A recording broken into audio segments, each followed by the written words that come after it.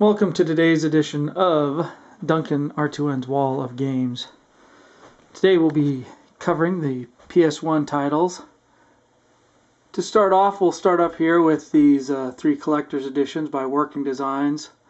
The Arc the Lad Collection, Lunar, Silver Star Story Complete, and Lunar 2 Eternal Blue. They just don't make collector's editions like these nowadays. A lot of the CEs that they put out toss you like Golden Weapon, whoopee, who cares. These were the real deal though, where you actually had some content. So one day I was planning on doing a video where I unbox some of the collector's editions I have and just showing them off, but for today you get to look at the outside. So then moving on to the actual PS1 titles, I've got a decent amount of RPGs in here, so starting with the two Alundras, which this one actually was a Workings designed, and then this moved on, I think it was to Activision.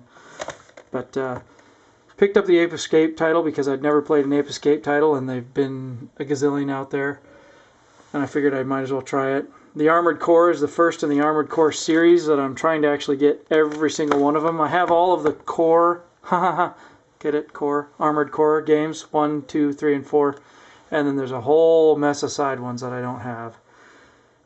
Breath of Fire, Broken Sword. I've got 3 of the Broken Sword of the 4 Broken Sword games, basically the ones that were on console.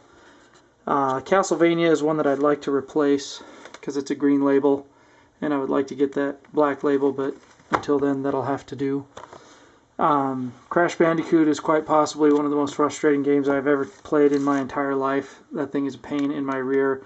It's amazing that Naughty Dog ever actually become what they are today, because I'm surprised that thing actually sold. It's so difficult. Square's other, well, it is Square's now. It used to be Enix. Square's other big series, the Dragon Quest series, but that's Dragon Warrior in the States, of course. Well, with Dragon Warrior 8 it changed to Dragon Quest. The Driver games. Dynasty Warriors is fun because I like the Dynasty Warriors games, and this game bears it bears a resemblance to the other Dynasty Warriors, but it's actually a fighter as opposed to the beat 'em up that you get with the others. And then starts my Final Fantasy collection with Origins, Chronicles, Anthology, 7, 8, and 9. 7 is the only green label I have left on those now. Looking to replace that at one point, but it's so overpriced it's not even funny.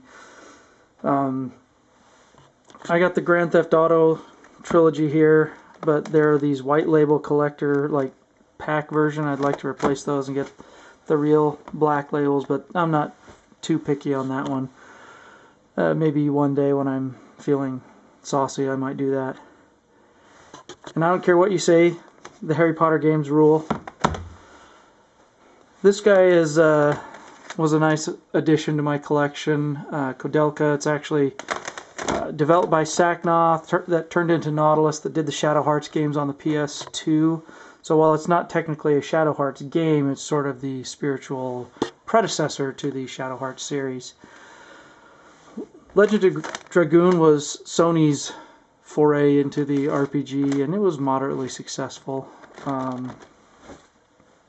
Let's see, moving on down, got the Medal of Honor games, where the Medal of Honor series actually all started right there.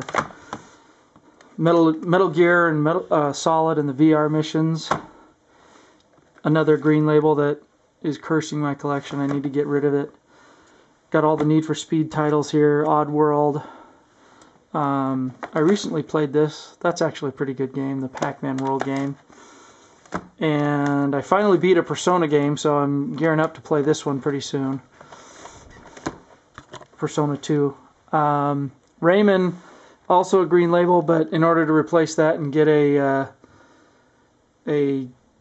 non-green label, I think I have to go long box on that, which is fine, but I just need to find one. And I'd like to get every single Ridge Racer as well, because that would just be fun, since it's sort of like a little bit of a joke in a way among the game industry. Let's see. Spyro trilogy here. This was Insomniac's start.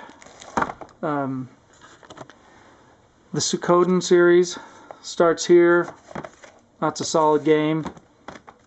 Siphon Filter trilogy on the PS1. You know, I don't understand why they haven't done a Siphon Filter on the PS3, but whatever. Tales of Destiny. This is the second Tales game, I think, to be at least released in the US. There might have been something else. Tales of Fantasia was the first Tales game, and that didn't get released in the US until they put it out on the GBA. It was originally SNES. I think this is the second game in the whole series. We've missed a few. Japan has probably twice as many as we do here in the States. Tekken. Let's see. Oh, here's the Tomb Raider Quartet on the PS1. Oh, wait. Forgot about this one. Quintet with the fifth one there.